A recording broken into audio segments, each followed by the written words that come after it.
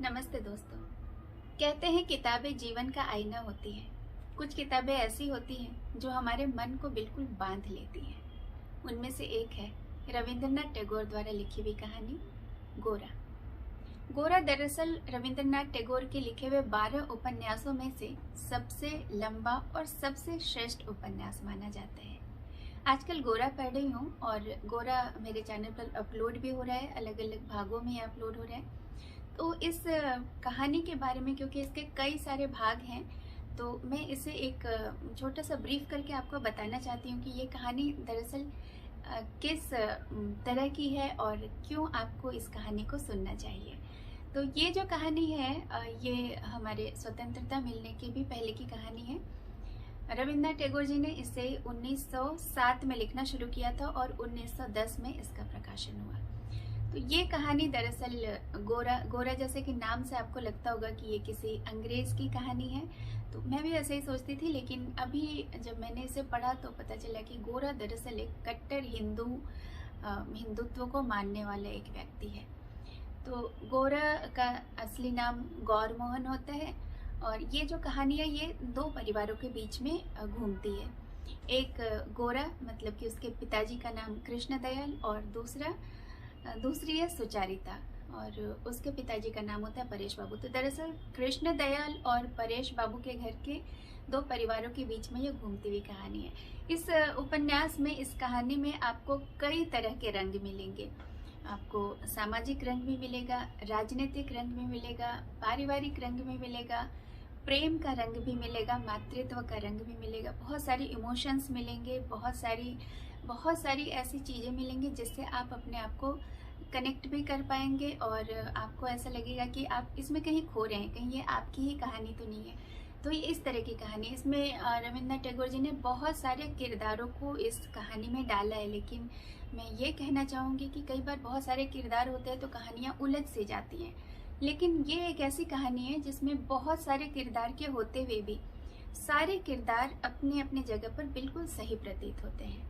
जितने भी किरदार हैं आपको कोई भी ऐसा नहीं लगेगा कि ये कोई अन्य किरदार या एक्स्ट्रा है, इसकी ज़रूरत नहीं थी। सारे किरदार का एक विशेष रोल है इसमें और ये जो सारे किरदारों को एक धागे में जो पिरोया है वो बहुत ही सुंदर तरीके से पिरोया है। ये जब आप पढ़ेंगे तो आपको समझ में आएगा कि कैसे इतने सारे किरदारों को लेकर एक कहानी को हम आगे बढ़ा सकते हैं एक अच्छी दिशा में। तो ये थोड़ा सा मैं बताना चाहूँगी गोरा के बारे में। तो ये जो गोरा है ये आदमी एक कट्टर हिंदुत्व को मानने वाला आदमी है। इसका एक बहुत अच्छा मित्र होता है विनय। दोनों ही बचपन से साथ पले बड़े, एक साथ सहपाठी थे, बाद में काम भी साथ साथ शुरू किया। तो इन दोनों ने प्रण किया था कि भाई हम दोनों साथ ही रहेंगे आजीवन, विवाह नहीं करेंगे और इसी तरह देश की सेवा करते रहेंगे। लेकिन दोस्तों हर किसी के जीवन में एक ऐसा वक्त आता है, एक ऐसा समय आता है जब आदमी अपने सिद्धांतों से थोड़ा सा विचलित होता है। मैं इसे विचलित कहना शायद यहाँ गलत अर्थ होगा। शायद उम्र के साथ साथ जो हमारी ज़रूरतें होती हैं या जो हमारा ध्यान होता है वो और भी चीज़ों में बट जाता है। तो ये जो हमारा विनय है, ये विनय जो किरदार है, ये एक ऐसा किरदार है जो सिद्धांतों को भी मानता है और ये जो मिला जुला कर चलने वाला जो आदमी होता है उस तरह का। गोरा जो है वो बहुत कट्टर है, वो मिला जुला के नहीं चल सकता है। बाद में हालांकि इस कहानी में भी आगे उसमें भी परिवर्तन आया है, उसके भी व्यवहार में उसका भी जो किरदार है वो भी थोड़ा बदला है। लेकिन विनय जो है ये शुरू से इस तरह का आदमी होता है जो उसको लगता है कि इसे भी मिला के चलो, उसे भी मिला के, सभी को खुश करके चलो, कोई भी उसके हाथ से छूटना नहीं चाहिए। लाइक गोरा उसके लिए बहुत इम्पॉर्टेंट एक चीज़ है, गोरा को वो कभी छोड़ नहीं सकता है। तो एक तो गोरा हो गया। दूसरे साइड उसके जीवन में आगे चल के परेश बाबू का जो परिवार है, ये यहाँ पर कई सारी लड़कियाँ हैं और यही की एक लड़की सुचारिता से सबसे पहले उसकी दोस्ती होती है। तो ये जो कहानी है इसमें आपको शुरुआत में ऐसा लगेगा कि विनय सुचारिता की तरफ आकर्षित है, सुचारिता विनय की तरफ आकर्षित है, लेकिन ये कहानी इतने अच्छे ढंग से मुड़ती है आगे कि ये कहानी आपको लगेगी बाद में कि विनय की जो जोड़ी है वो जो परेश बाबू के घर में अन्य लड़कियां हैं उसमें से एक लड़की है ललिता। उसके साथ बन रही है, और सुचारिता की जोड़ी कुछ कुछ गोरा के साथ बन रही है। ये सारी चीज़ें आप इस कहानी में, इसके रंग और किस तरह से कहानी अपना मोड़ लेती है, वो सब आप इस कहानी में देख सकते हैं। बहुत ही इंटरेस्टिंग लगेगा आपको। एक तरफ तो ये एक प्रेम कहानी है और दूसरी तरफ ये एक ऐसी कहानी है जो पराधीन भारत में राष्ट्रीय चेतना को जागृत करने वाली भी कहानी है, जो लोगों के बीच में, जन जन के बीच में यह संदेश पहुंचाना कि जो हमारी संस्कृति है, जो हमारा कल्चर है, वो हमारा वो नहीं है जो हमें ये अंग्रेज लोग बता रहे हैं कि आप हमारे ढंग में ढंग जाओ, या धर्म परिवर्तन, ये सारी बातें इस कहानी में आपको मिलेंगी। तो ये सारी कहानी, ये सारी चीज़ें आप इस कहानी में पा सकते हैं। साथ ही साथ इसमें आपको जो गोरा जो है, जो मेन इसका किरदार है, इसकी भी एक बहुत ही अलग ही एक कहानी है। ये वैसे तो कृष्णदयाल और आनंदमयी के पुत्र कहे जाते हैं, लेकिन एक्चुअली ये इनके अपने पुत्र नहीं है, ये इनके धर्म पुत्र हैं।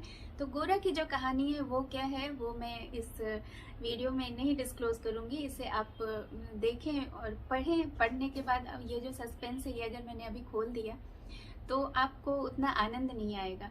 तो इनकी जो कहानी है, ये तो हिंदू, कट्टर हिंदू है, लेकिन क्या ये सच में हिंदू हैं, या इनका जो पास्ट था वो क्या था, वो सारी चीज़ें आपको इस कहानी में मिलेंगी। और ये परेश बाबू के घर की जो लड़कियां, या परेश बाबू के घर का जो कल्चर है, वो बहुत ही, लोग कहते हैं ना, कुछ लोग होते हैं आधुनिकता को बहुत ज़्यादा अडॉप्ट करने वाले लोग।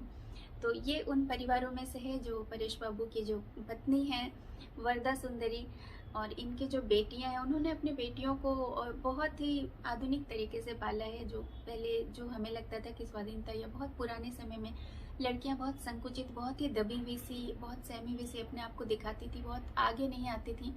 इनके परिवार की लड़कियां वैसी नहीं है। इनके परिवार की लड़कियां बहुत ही खुले विचार वाले, आधुनिक विचार वाले और बहुत ही आउटस्पोकन लड़कियां हैं। तो इनके जो परिवार है, इनके साथ गोरा जो है, जो कि बिल्कुल ऐसा सोचता है कि लड़कियों का जो दायरा है वो परिवार के अंदर है, जिनकी जो भूमिका है समाज में, जो बना करके पहले से जो प्रथा चली आ रही है, वो सारे अपने अपने भूमिकाओं में ही रहें।